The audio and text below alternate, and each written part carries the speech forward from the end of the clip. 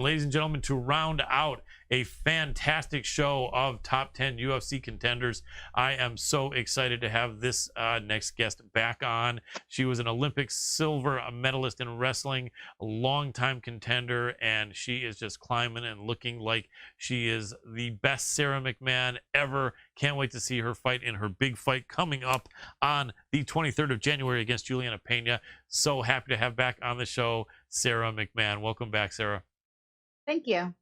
We are so excited to talk to you. This is a killer show here. We had number 9 or 10 contender in the bantamweight, Jimmy Rivera. Beneil Dariush, I think, is 9 or 10 as well. And then we got you, and I think you've been in the top 10 for a while. Are you seeing a certain number next to you, like 8 or 9 or 7, or have you noticed anything? So I don't pay attention. That shifts sometimes with other girls fighting. So it's not necessarily even when I fight, but if somebody else in my weight class fights and they move below or they move up, my ranking will shift. So I just don't really keep track of it. Not a problem. Also, I remember in last week's show when we had a scheduling error as far as being able to have you on, Miesha Tate not only had said hi, but she wanted to say she hopes you're doing well. I forgot to tell you that. Yeah. So, yeah. And you two guys fought. So I guess there was no bad blood between you and Miesha. Did you guys ever hang out for a drink or anything like that? No, so we knew each other before. Her previous fiance, we had kind of all been on the same show, and he took a real last minute fight, and he was really struggling with cutting weight. And me and my corners, we just kind of like jumped in and helped him out and helped her. And I think that kind of just like paved the way for us. That was before we fought, and just to show like the goodwill that like we're all tough competitors. We're all like fiercely driven in what we do, but at the end of the day, we're all people, and we'll help each other out because I mean we have more in common than we do different in our mentalities. So her and I were always really cool with each other since then. That's cool to know. And she now has 2 kids, and you are a mother and fighting. And I actually asked her.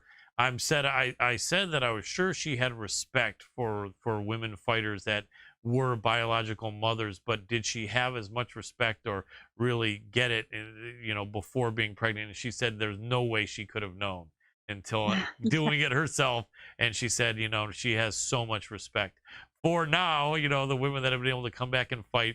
She's excited. She's talking about maybe jumping into a grappling match. They're actually talking. Cyborg actually shouted out to her saying, why don't we do some grappling? And so that would be pretty interesting, wouldn't it? Miesha against Cyborg in like a grappling submission tournament matchup. Yeah, I think that would be really good. And Miesha, like her strong suit was always her grappling.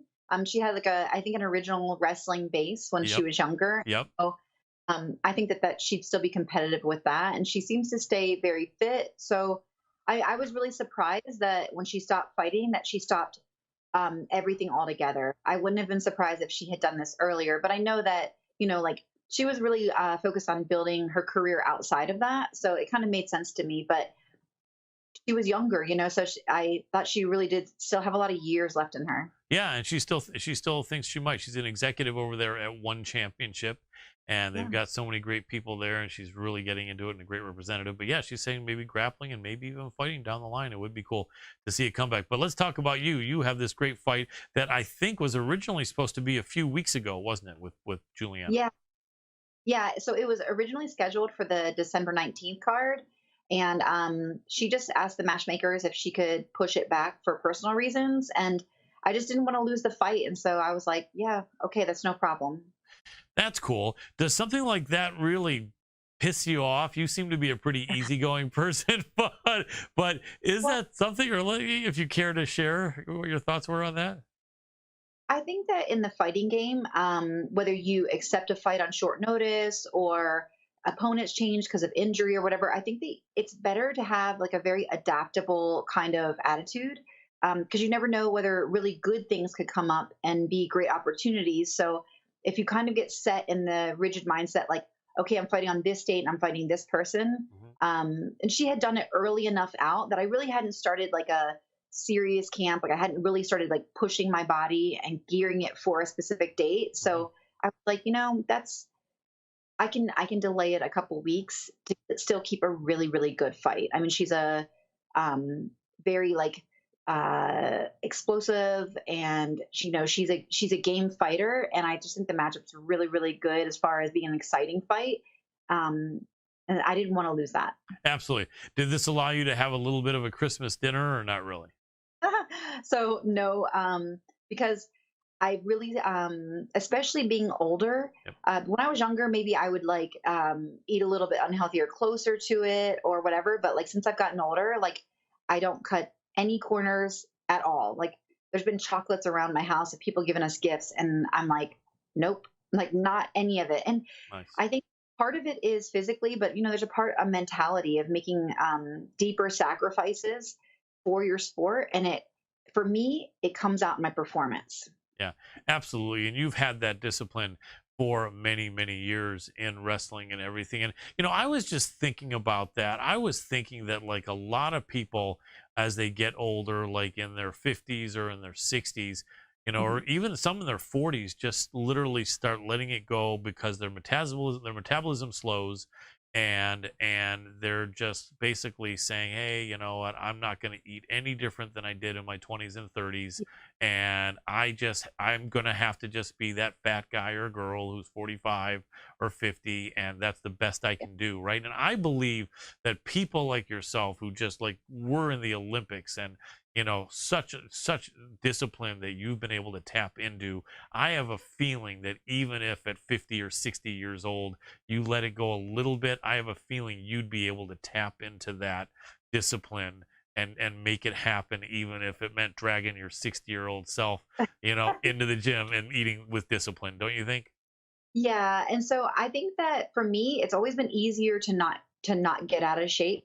Obviously, being pregnant, it's not that I'm out of shape, but that's the after delivering a baby, like you have to take mandatory time of recovery. But I really try to just stay in shape year round, not in like peak fight camp because that's not Right, possible. right, right. But stay in pretty good shape, and part of it is vanity. Like Yeah, I've been an athlete my whole life, and so I'm just used to that, and I don't like it when I don't feel good. I don't feel good about myself, so I like to stay like a leaner, not perfect, but leaner. yeah. Uh, Also, like I look at different people. Like there are people who in their 40s and 50s drop off, but if you look at marathon runners actually do better in later years. Oh, They're wow. on performing better in their 40s and 50s than they did, earlier. And so I look at that, and then I also look at there's a woman who was the first person to ever. She's 63 years old, and it was on her third attempt. Mm. She's the only person so far, I believe, when I read it, was she swam from Cuba to China, or Cuba to Florida. Oh, wow. Wow. Yeah, That's a good long like swim. 63 years old. So I was Man. like, Yep. if That's a she can do that, yep. I mean, you can stay in shape. You can do that. Yeah. There's people here that are just doing phenomenal stuff at an older age, and so that means that you can also do that. Yeah, without a doubt, without a doubt. And that's a good thing you have. That's, that discipline and that mindset and an upbeat mindset. Do you have a daughter or a son? So I have both. I have a little girl that's 11 years old, and then I have a 2-year old.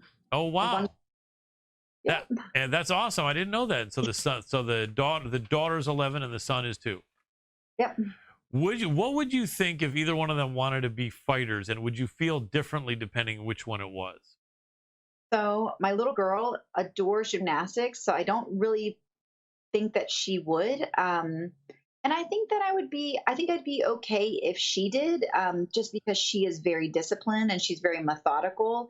Um, she would fight in the absolutely most intelligent way possible. So Nice. kind of strange. I'm a little more okay with it. Even my son at 2, he's a little more reckless. Right. He's a little more. I mean, like he even like he might end up wanting to do striking more than wrestling and Interesting. and grappling. I know. I mean, he'll throw hands. I'm like, we have to like fight that. It was a very early on instinct of him if he was angry, and so we're constantly battling that. And I just feel like he might be a little bit more reckless, and so I would just worry more about like the brain damage and stuff like that, like things that can happen. If you're a smart fighter, you don't get hit in the head as much. Yep. If you're a reckless fighter, you end up taking a lot of damage. So I'm strange. I'm the opposite. I would be a little more comfortable with my girl and not as comfortable with my little boy. I gotcha. I gotcha. Definitely understand that opinion. And speaking about taking damage, that's one thing I was thinking when looking at your career, and I followed you from the beginning, is you really haven't taken a whole ton of damage. And I think that sometimes a fighter's age can reflect in that way. Like if someone's 35, but they've been a pro for 13 years, and they've just been in war after war and been knocked out after knocked out after knocked out, then they definitely would be in, I think, much less a good position than you at 40, who really has, you've been the hammer much more than the nail. And right, and on the occasion you've been the nail, you haven't been that nail that much, that long. It also reflects my practice room decisions. So I either don't go with people who can't control themselves, or when I'm sparring with people, because I mean, I was a beginner too. I definitely had to take my lumps, but it was people who cared about me. They cared about my career, and I cared about them. So when we'd hit each other, like you can land a punch solid where it kind of disrupts a person's motion, and it actually makes them a little stop in their tracks without laying into them and snapping their head back, or like you don't have to hit anybody hard if you choose not to. I mean, so I pick my partners wisely, and if somebody else is out of control, I just said, you know what, if you can control yourself, I'm not going with you, because I train predominantly more with guys. Yeah. And look, I'm never going to fight guys. Okay. No, Like no. the difference, and if you're going to do more damage to me than I would, get in my fights, if the girl hit me at full force, like, no, I'll never last in this sport. So I was really fortunate to have like a little pocket of partners that were just phenomenal. And they helped me, like, they showed me the right way to do it. Absolutely, and that's very important. Are you still over at Team Alpha Male? No, I don't train there anymore. I train with Precision Jiu-Jitsu. So I have my own school now. And so I have Jiu-Jitsu, and me and two other coaches, Jake Elliott and Brandon Benvenuti, we run the wrestling program. And so we're kind of like looking to add a good striking coach to the mix, because I work privately right now with a guy from Alpha Male named Adam Corrigan. So Mhm. it's kind of running that and putting that together so I can be in those same practices. So I'm not getting like too overwhelmed. I like So that. Where are you yeah. based? So it's in Citrus Heights. That's where so it's like 20 minutes north of Sacramento. Very cool. And you've been there since you were with Alpha Male for what, a year and a half or two or something? No, so I was with them for like 3 years, Oh, and okay. then yeah, it's just more recently. Okay, well, that's cool. Well, I know you know what to do, and you've got a great team there. And getting your jujitsu down, as we talked about when you were on the show about 6 or 7 months ago, was big for you. And I think that's something that I think was really important for you to kind of shore up that hole in your game, to not feel like a fish out of water when you're on your back, like a lot of wrestlers do, especially a lot of decorated wrestlers like yourself. Almost seems like the better wrestler you are, the worse you felt on the ground when your back is on the ground. Yeah. And so I think that's something that gave you a lot of confidence, and it makes sense that it would, that you really, I think you've really drilled your jujitsu for the last couple of years, haven't you, including competing in some pretty high profile tournaments. Yeah, no, I have had a really strong focus. And then also my fiance, Chad, he runs the jiu-jitsu program, and it's just a phenomenal jiu-jitsu program. Like we've only been open, like, it's less than a year, and we just have like a stable full of great people to go with. And I'm doing gi and no gi. And some people, like, they don't like the gi in fighting, but I'm learning that it just, like, man, it tightens up my game so much. And it's just such a challenge. So I know that, like, the dedication, the time that I put into that is gonna, like, pay huge dividends in my fights. Without a doubt, without a doubt. Let me throw in a quick question from a fan. We're being a little bit more interactive here, although I I might ask you to think of the answer and come back to it later in the show, and so I can continue on talking about the fight. But he wanted to know if you had any aspirations outside of MMA, and let me see, any aspirations or anything that you would want to achieve outside of MMA. So if you want to keep that in the back of your mind for the Mhm. answer, I'll come back to you with that question a little bit later. It gives you a minute to kind of think that Well, over. Or do you have no, that? Or is it the tip of your tongue right now? yeah, yeah. So I'm working on finishing up, or like really investing in like a different screenplay of my life, and I'm also writing a book. But outside of that, also, like, I want to do stuff with like public speaking. I want to go help do seminars and things like all over, just to help people around the US, around the world, and like share in the sport that I love, or share the lessons I've learned. So I want to have a home base in the gym and do really well with that. And then, travel here and there for these different opportunities. Excellent. I think you'd be a great ambassador. I'm sorry, I stepped in your words. No, no, no. Yep. I was finished. So Awesome. I think you'd be a great ambassador and a great public speaker. And we can definitely, at the end, make sure that people can hit you up if there's any opportunities for that, and find out what the best place to do so is. But for now, jumping back into this fight. So, looking at the chalkboard, I don't know if you remember, this goes back 20 years ago with football, but John Madden, the great football coach, right, would show the yeah. X and the Y and the Z and the BAM and all this and that. Break this fight down with me. I guess from your standpoint, or even if you could step outside of being Sara McMann, let's break down this Juliana Pena Sara McMann fight. Let me tell you what I've seen, what I've heard people talk about, and then whatever insight you want to share without giving any too many secrets, I guess, or if you want to give away, can, then do that. But here's what I hear people saying and looking at. So people are looking and they're saying, okay, Sara, far superior wrestler. Juliana, a good wrestler who has liked to use her wrestling as her base, but not as good a wrestler as Sara. Then the people say Juliana is 9 years younger. Will that make their wrestling somewhat closer? And a lot of people, including me, say I don't think so. Unless you were 50 now and she was 31, then maybe, but not when you're 40. So the people say, okay, Juliana's been working on her striking. She kind of struck kind of good a little bit there with Germaine Durand to me, although I think Germaine was also not wanting to be taken down, so she wasn't really, 100% stepping it up with her striking.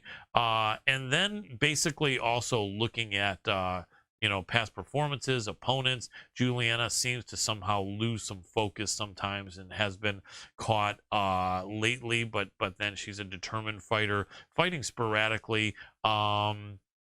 What would be your assessment looking at this matchup for you, as much as you would want to say, what are the things that you think are interesting that she brings that could be a challenge, and what do you think maybe was left out in what I just communicated that we should look for in this fight? Um, so I think that she doesn't. It's not that she fights more sporadically. She had a baby, and that kind of gave her a little bit longer layoff. Okay. For that, I think she was pretty consistent.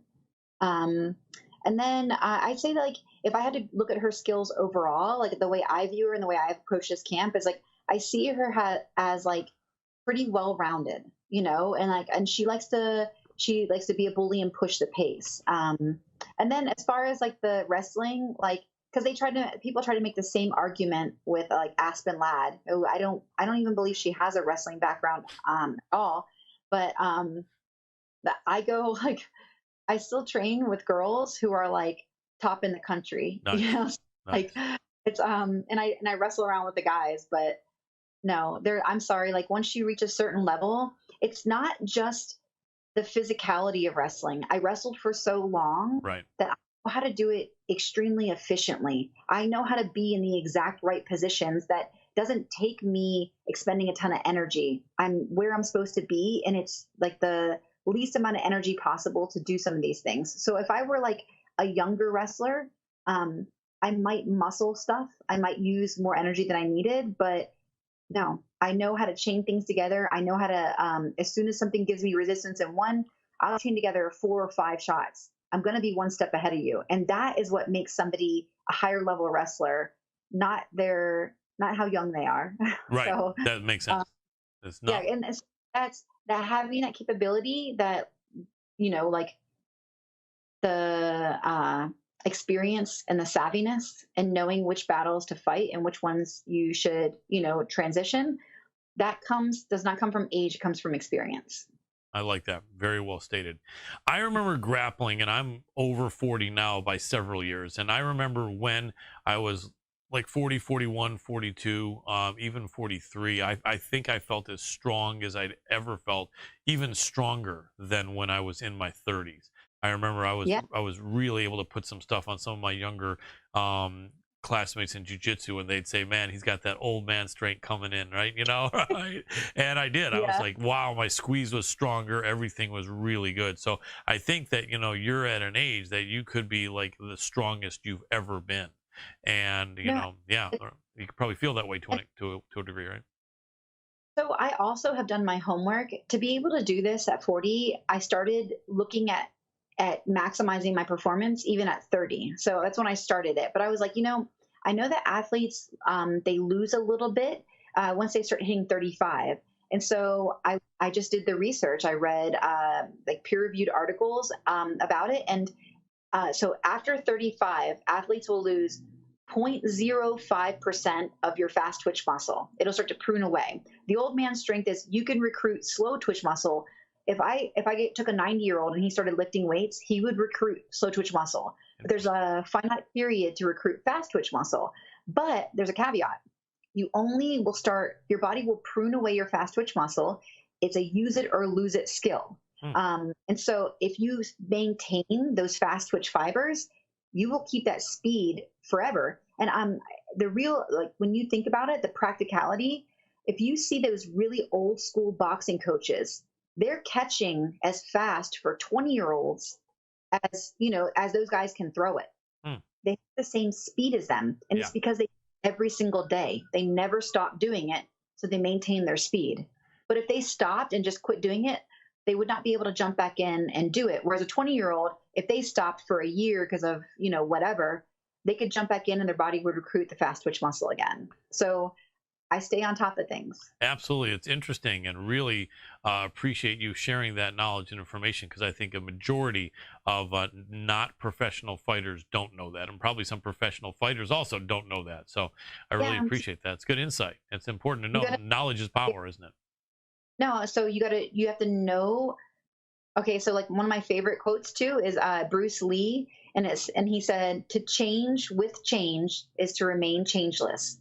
I'm not denying that my body has gotten older, but I can adapt things and I can change to keep my performance as high level as it possibly can be. Yeah, absolutely. It makes a lot of sense. Comment by one of our fans, Neil, the security guy, said that you always look in great condition. And, one of the things that I think is some people don't know, like a lot of people, when they're like 22 or 21 or 23, if you have great genetics, you can look like really solid and shredded and muscular. But a lot of times, the repetition of doing something, like someone at 30 can look way stronger and more shredded than someone at 20, because of Yeah. having done something so hard like grappling. Your body starts to just kind of like, chisel into something really good from all the work you put in. And so I would imagine it would have been somewhat hard. I mean, obviously having a baby is different, but other than when you had your kids, it would have been possibly somewhat hard for you to come in not looking in good condition. Or am I wrong? If you would have, let's say 6 years ago, decided to get really crazy and just say, for the hell of it, I'm going to have a huge amount of chocolate ice cream after every meal, right? How much would your body and your metabolism and just your natural physique from all those years of wrestling been able to fight it, and you still would have maybe come in with some abs, or would you actually have come in with a pooch of a belly sticking out? That's one thing that also is like it is years of dedication. Your body it'll be the athlete that it is. It stays that like you're just going to be different than if you had not done it. Right. But my older sister, she's 5 years older than me, and she never did any sports, and she's gained like a little bit of weight, but not very much. She looks great. So I honestly think like I'm one of those people that even if I wasn't doing all the right things, I would change, but it would be a marginal change. But Makes I have sense. to extremely hard to be shredded.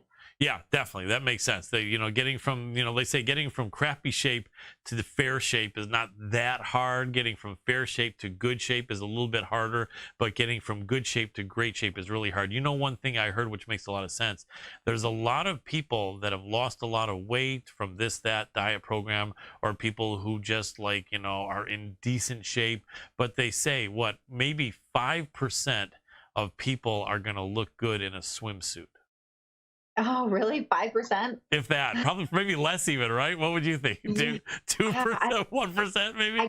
I, I think it would depend on like how young you were and then Right. like how much you lost. Because really, I think the biggest difference is the skin's like how adaptable the skin can be, and that Yes. changes like age, and then how extreme the cut is too. Because skin is only like so pliable and Yeah. like adaptable. Yeah. Very, very true. Very, very true. So let me ask you this, Juliana Pena.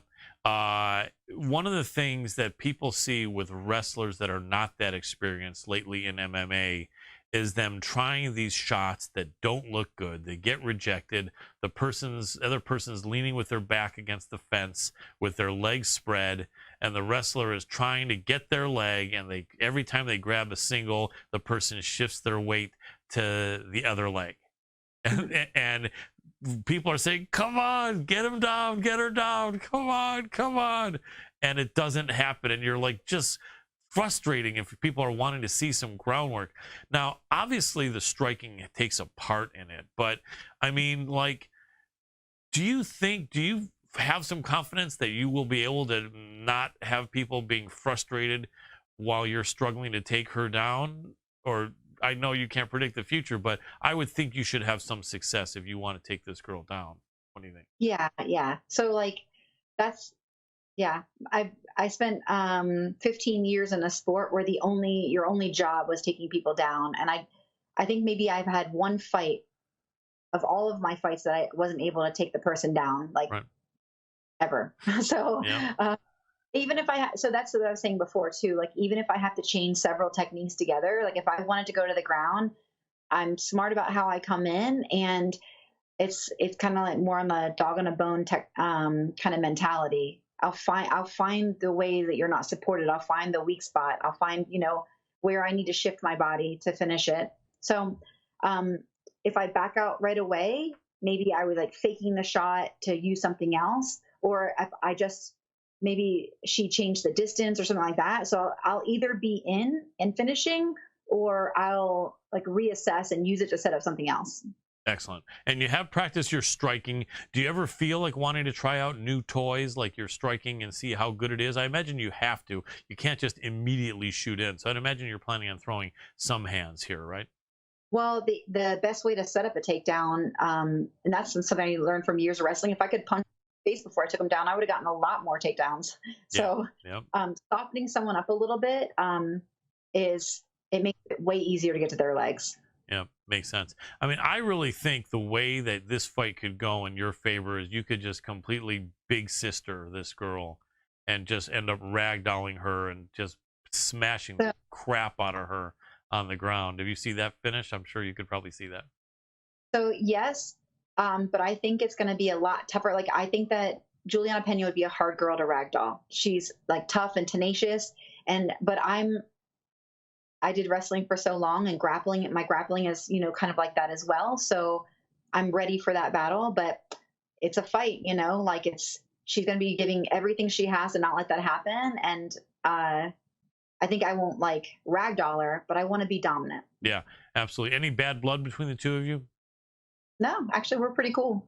That's good. Makes sense. Well, I look forward to a great fight. I think that you're going to win, and it's going to be a great win for you because I think it's going to elevate you right up into that top 5 picture. And I think you're ready to bring your skills with your jujitsu and your always great wrestling skills and improve striking into this picture and possibly take that title. I know that's your goal, and you've always been driven to do that. So can't wait to see it. That is going to be on the 23rd of here in January, and that's in Abu Dhabi. You're not over there yet, I imagine, but you're probably ready to leave soon, right? Yeah, so we just got in today to Vegas, and we have a couple days quarantine.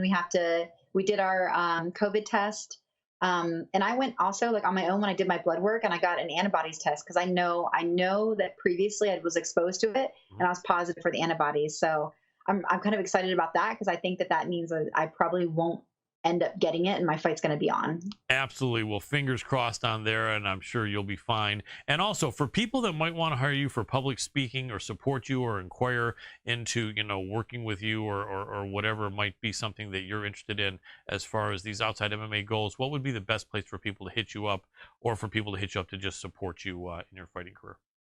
So I think that the easiest way would probably be sending Instagram messages.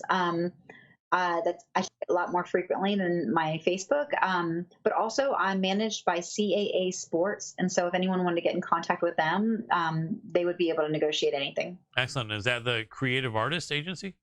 Yep. Wow, that's big. Nice. Yeah. I Oh, like yeah. it. That's big time, and you are big time. You deserve it, and that is a great agency. And I'm looking forward to great things from you, Sarah. Thank you so much for taking the time here. Just like 2 weeks, a week and a half from your fight. I really, really appreciate you. Thank you. We'll be cheering for you. Go get that W. I appreciate it. I will. Thank you for watching the Hannibal TV.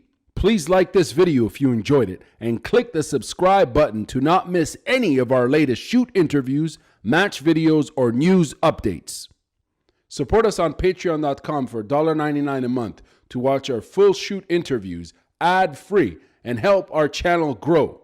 Follow us on Twitter at the Hannibal TV for instant updates.